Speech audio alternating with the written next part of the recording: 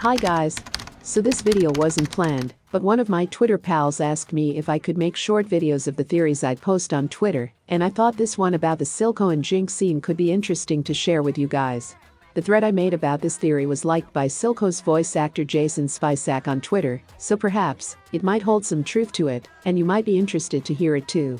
It is also linked to some of the stuff that I'll be talking about in the next video that will come up on my channel, which will be about Jinx and the Arcane, so I thought it would be great if you heard about these thoughts first, and especially the fact that since it was liked by Silco's voice actor, there might be some truth to it, and therefore give a little bit more possibility to the theory coming next. Let me know what you think of it after you've watched it. Today we'll talk about the Drowning Reborn scene with Jinx and Silco. There's a few stuff that I realized in it, and most of all, what most people missed regarding the Jace and Mel scene, and the Victor descending the shade scene that were attached to it. Actually, these three scenes are completely linked to each other, and not only in a visual way. And Fortich did a genius job in portraying what was, probably, subtextual in the script. First, I wanted to say something not really important to this theory, but that some of you might find interesting, or even funny. Perhaps it was described in the script, but the way they linked a feeling of orgasm to a galaxy theme was actually very Frenchy, which isn't surprising coming from Fortich. Being French myself, I immediately got the reference. I don't know if it's the same in English, but in French, the feeling of having an orgasm is called atteindre le septième ciel. Atteindre le septième ciel, which literally means to reach the seventh sky, meaning the cosmos, in other words. In English, that feeling would best be translated by to reach the heavens, I guess. This is a way of expressing this feeling that has been written over and over again in novels, poetry, or portrayed by French artists. Like a lot of people, I was surprised by that so-called bed scene when I first watched Arcane, but I couldn't deny the fact that it was beautifully made and standing out in the story, which was probably done on purpose. Because actually, I believe linking those three scenes and making them stand out so much was for a reason. Matching the essence of a drop of blood binding to the magic core, to Jace and Mel sharing that moment of bliss, was actually very important to the show, and linked to the name of the show itself. When you know a bit about what modern magic is all about, you understand that binding genetics and blood to the core of magic is reminding the physics and rules that made the world itself, and you'll understand that the scene, linked to the galaxy around it, just describes both the confection of the world and its beings, as it describes perfectly the feeling you get when you reach that inner peace and out-of-body experience that some people are able to reach when they find the key to the arcane inside them. I will genuinely not be surprised at all if Mel ends up being pregnant in season 2 like some famous theory on the internet says, because it's exactly what this scene is talking about. Creation.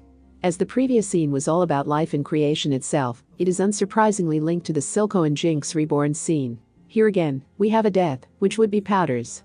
Just like we had Victor descending his own deadly path in the previous one, and as Powder will be reborn as Jinx, Victor has also gained a new life for himself, but at a cost. And so does Jinx. Because like everything in life and most of all with magic, there is always a price to pay. In that scene, they made a beautiful and poetic artistic choice. We can see the Jinx and Silco's reflections in the water are clear, while their bodies on the surface are not. As to show us that their present self are living, sure, but they are living like ghosts. The ones being clear, truly living, for them, are under the water, living in the past. Their bodies are unclear on the surface, as if they were dead inside, evolving in this dull space, but not really living. This is why Jinx has to go underwater, to be able to let go of Powder. She has to meet her past self, laying beneath that water, beneath her traumatic memories, that she spent so many years trying to bury. This is also why the scene from Silco's past shows him underwater, matching his speech about drowning. Just like Powder died at the moment the bomb exploded, like Jinx said herself in her diary, Silco's past self died in that water. As this analogy makes sense for Silco himself, as this is the personal trauma he experienced, he believes it is the right way for Jinx to face hers too, and embrace her new self. Both linked to the two previous scenes, Jinx probably had a nearly death experience under that water. She had a vision of what was going to happen to her with Shimmer, and that is the kind of vision you have when you reach near-death conditions. Also, the near-death experiences are best described as a flying through the cosmos feeling, so once again, it was linked to the previous scene with Mel and Jace. That is the only explanation for making this Shimmer-Jinx transition between that reborn scene and the enemy one.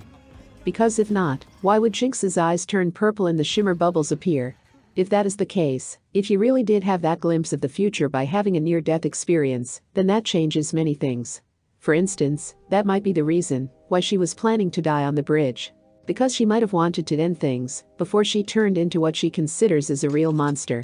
Like I said in my main time bomb thread on the bridge fight analysis, Jinx wanted to die not being a Jinx, and she was thankful for Echo to have won their game fight, because that way, she could die not being a Jinx again to the ones she cares about. Anyway, that was all for today. Let me know your thoughts. See you soon guys for the next analysis video about what I've found regarding the Arcane.